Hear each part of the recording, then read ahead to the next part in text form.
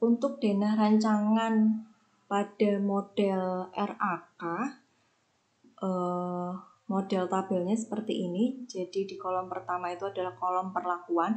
Jadi ini khusus RAK 1 faktor ya. Karena 1 faktor maka di sini jumlah perlakuannya akan sama dengan jumlah levelnya. Kemudian di sebelahnya adalah kolom-kolom kelompok. Jadi 1 sampai B kelompok. Kemudian ini sama ya, ada jumlah.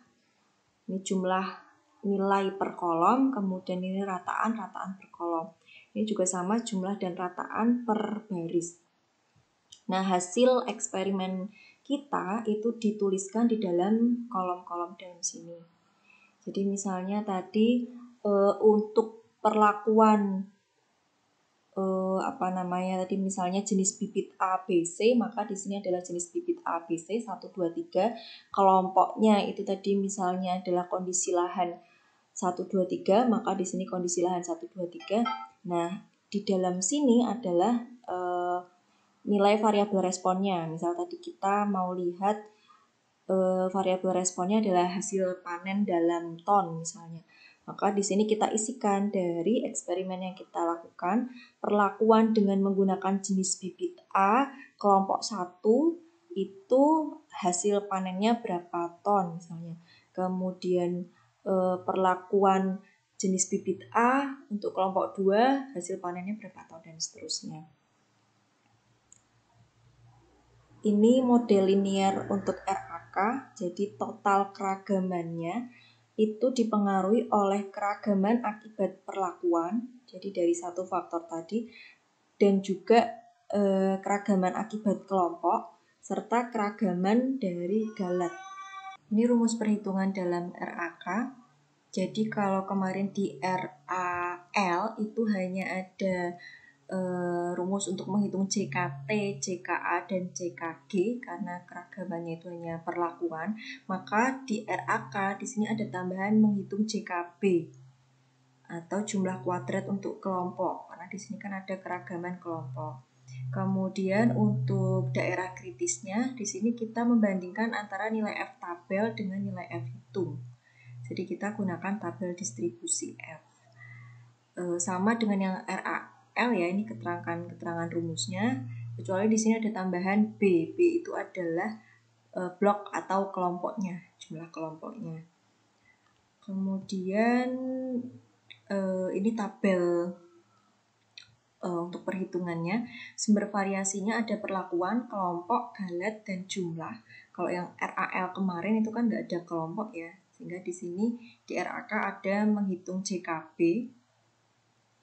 Kemudian nanti untuk derajat kebebasan B-1, nanti hasil akhirnya di dalam perhitungan ini kita membandingkan antara nilai F hitung yang sudah didapatkan di sini dengan nilai F tabel.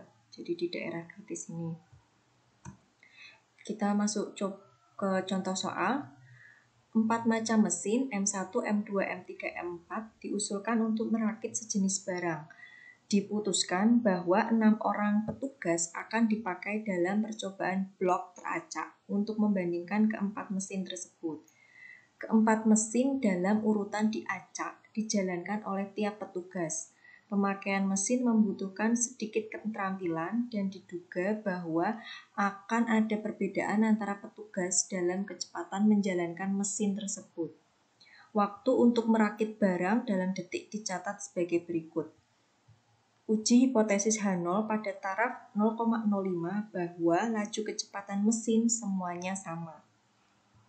Jadi di sini yang dieksperimenkan atau yang diukur di sini yang kita masukkan ke dalam tabel di sini atau variabel responnya itu adalah waktu pemakaiannya atau di sini laju kecepatan mesin ya.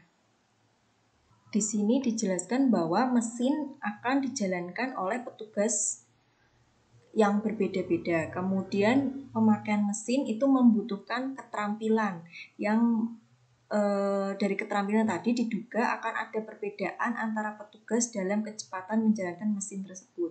Sehingga di sini Diketahui bahwa antar petugas itu punya keterampilan yang berbeda-beda, sehingga menyebabkan nanti kecepatan menjalankan mesin antar petugas itu juga akan berbeda. Sehingga selain ada satu faktor tadi, faktor jenis mesin tadi, ada kelompok yang menjadi kelompok itu adalah petugasnya. Jadi apa ya istilahnya, jenis petugasnya ya, petugas 1, 2, sampai 6 itu yang menjadi kelompok yang nanti juga akan mempengaruhi hasil dari kecepatan dalam menggunakan mesin. Tuh, jadi ini diselesaikan dengan menggunakan RAK. Satu faktornya adalah jenis mesin, kelompoknya adalah kelompok petugas. Sehingga untuk pengujian hipotesisnya di sini yang pertama kita rumuskan H0-nya. H0-nya di sini adalah dari faktornya tadi kan jenis mesin. Karena jenis mesinnya ada 4, mesin 1, 2, 3, 4, maka kita rumuskan H0-nya di sini adalah alfa 1 sama dengan alfa 2 sama dengan alfa 3 sama dengan alfa 4 sama dengan 0. Atau maksudnya di sini adalah pengaruh mesinnya 0. Atau dengan kata lain, penggunaan mesin yang berbeda-beda tidak memberikan pengaruh nyata terhadap waktu untuk merakit barang.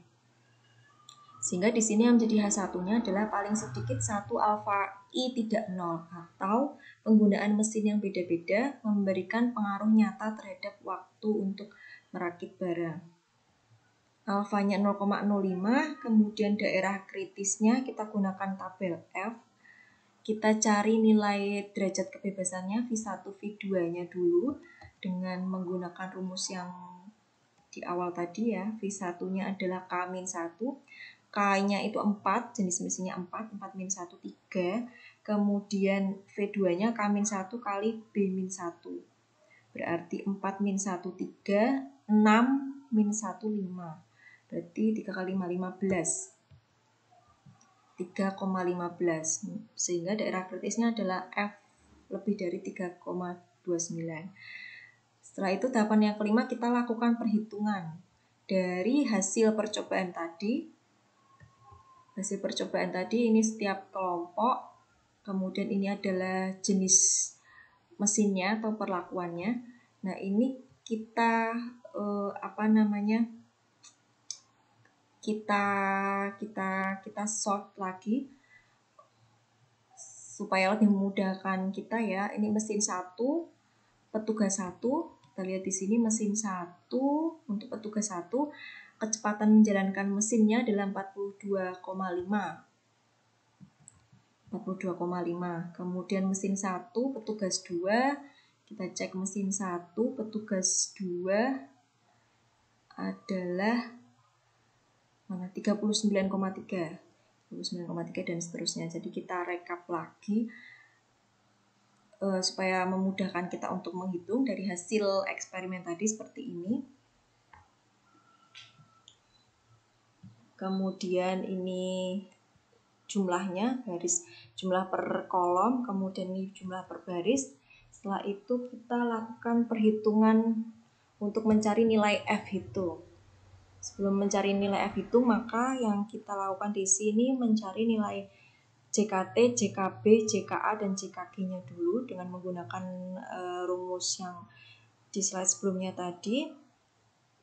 Kemudian mencari derajat kebebasan dan rataan kuadratnya sehingga didapatkan nilai F hitungnya adalah 3,34.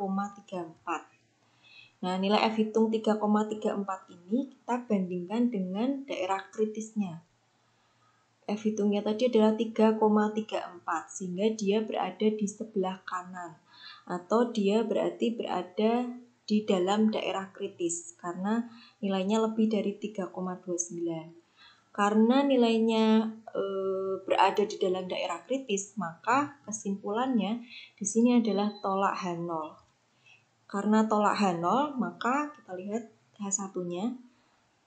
Kesimpulannya adalah paling sedikit 1 alfa I tidak 0 atau penggunaan mesin yang berbeda-beda memberi pengaruh yang nyata terhadap waktu untuk merakit barang.